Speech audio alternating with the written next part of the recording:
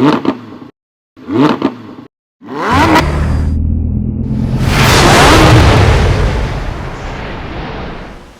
a shot of my 1963 Ford Falcon Convertible Futura.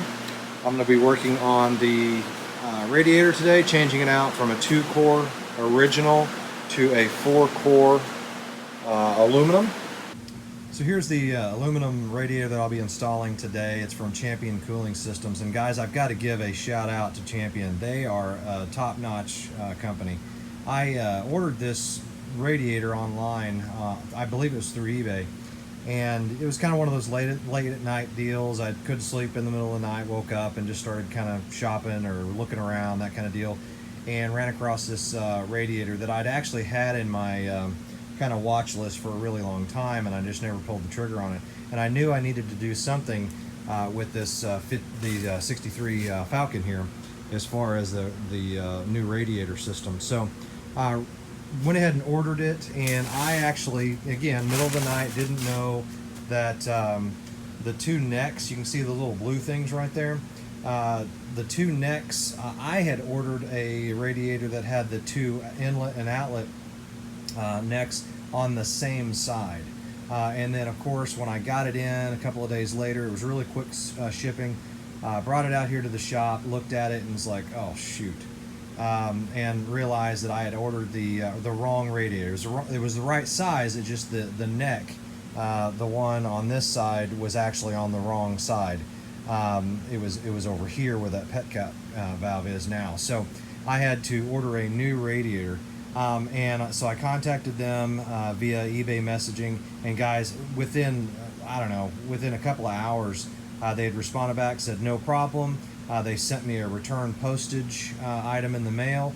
I boxed the radiator back up, the old one, sent it back to them, and within, oh goodness, probably 3 or 4 days later, I had the right one coming back. So Champion Cooling Systems on eBay, absolutely phenomenal company, and please do business there because they are a good ethical company who take care of their customers. So let's get started on this install. When taking out a radiator, you essentially got 2 to 4 connections that you got to get rid of. In this case, there's 4. 2 of the upper and lower radiator hose, and then you've got 2 lower steel lines that are actually associated with the transmission cooler, and so you got to take those off. Usually they're about half inch inlets. Screwdriver to take the top hose off, screwdriver to take the bottom hose off, and then essentially a couple bolts holding it in here and there, and then you yank it on out, yank it out from there. So it's not a huge job. It's just something that, make sure you got the right tools with you. Drip pan, make sure you got a drip pan underneath it to make to catch any of that antifreeze or the fluid that comes off. And guys, just real careful. Be aware that antifreeze is poisonous to animals. And so if you've got like a shop dog or a shop cat or anything like that roaming around, make sure you clean it up and dispose of it properly, because it will kill animals if they start licking it up. And they like to lick it up because it tastes like sugar. It's very sweet. It's got glycol in it, which is basically a sugar derived from alcohol. And so it tastes really good, smells good to animals, and they'll just come and lick it up, and it causes a bunch of neurological problems. And you have to put the dog or cat down a lot of times. Never has happened to me, but I've always tried to be real careful with leaving just antifreeze and things like that out on the ground. So keep that in mind. Make sure you use good protection and a drip pan for that. As I've got the top and bottom radiator hoses off, drained out the fluid, and wanted to show you guys that it's not too bad. It's pretty clean actually. When it first started coming out, it was kind of brown, but it's actually in pretty good shape. As you can tell, it's not a lot of fluid, so that's kind of why I'm upgrading to a bigger radiator as a whole, just to kind of give a little bit more fluid in there, and obviously being aluminum versus steel, it should cool a lot better. So just wanted to show you that, show the progress, and then I've got a couple of bolts, one right in there and one down below it. There's actually 4 right there on the front of the radiator that hold everything in, so I'll pull that out in a second. And then I've got a couple of transmission lines that I'm going to be dealing with. You can see what the radiator I took out. It's kind of this old clunky one. It's got a lot of the fins are messed up on it. I hope you can see that. You know, it is the stock Radiator, and it lasted this long, but it's pretty beat up, as you can tell. This is a 2-core, and I'm going to upgrade it to that. I think I said earlier it was a 4-core. It's actually a 3-core if I remember right. So just little things that make the car run better, and this is one of them. And as you can see, here is the new one. So a lot better, a lot bigger, a lot thicker, and sure a lot prettier to go in this Ford Falcon. So I'm gonna get this hooked up, and then we'll fill it here in a second. Okay, so I got the radiator out, and one of the things that you're gonna have to look for is down at the bottom where that those transmission lines go into, they act as a cooler. They were pretty rudimentary back in the early 60s. You basically have a line going in and a line going out, and so on those you have to have some basically some nipples, or some screw-in nipples for the transmission lines to hook to.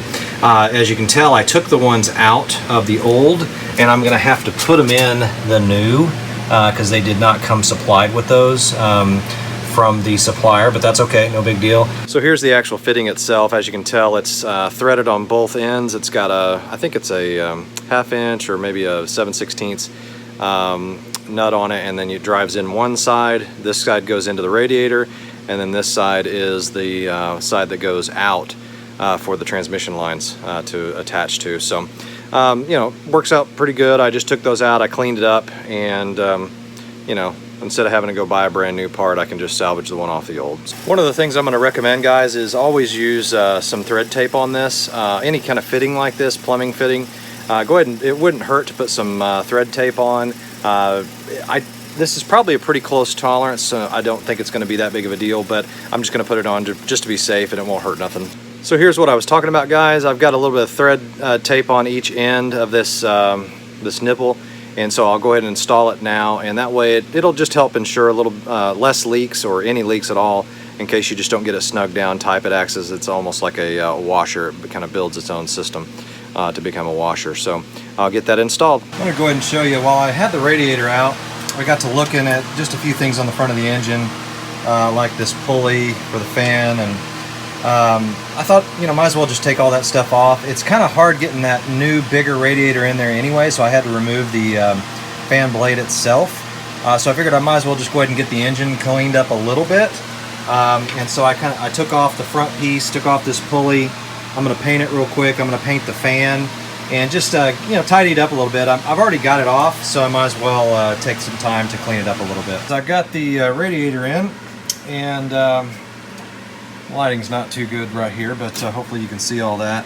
I had to take the pulley off, the fan belt pulley, and the actual fan itself, to be able to get the entire unit in there because of all the inlets down there at the bottom. It just didn't, it was a lot thicker than the old one, so I had to kind of do a little bit of finagling to get it in there.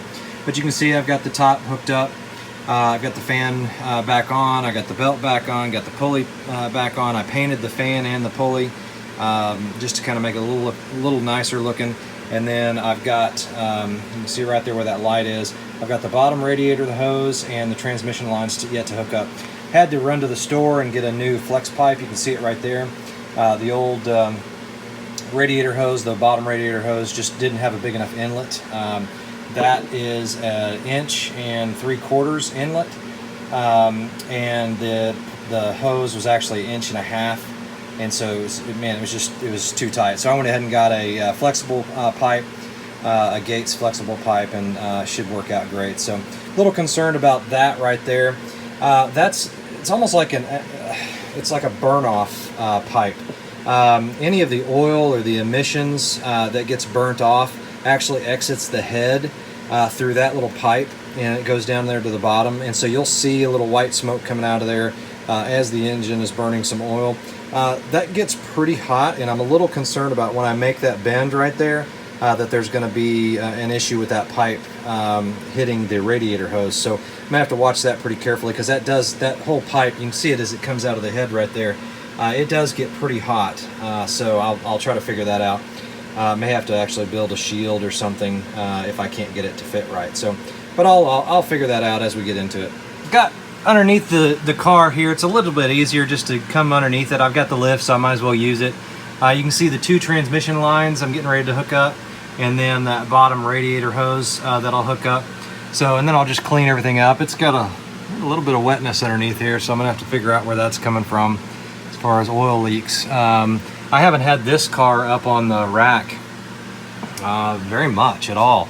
I did when I first bought it, and then kind of looked around, but looks like I've got a little bit of oil leak. Actually, it kind of looks like it's coming out of that plug right there. So I'll dig into that, but I need to get the radiator finished plumbed, and I'll get that done, and then we'll move on to the rest. All right, I got it back on the ground, and I got the lower radiator hose and the transmission cooler lines hooked up.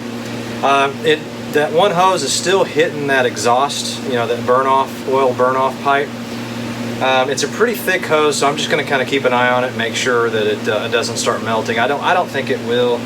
I just don't know how hot that burn-off pipe gets, so I'll keep an eye on it and go from there. But so now we're ready to fill her up with some antifreeze, and I'm going to do a pressure test on it.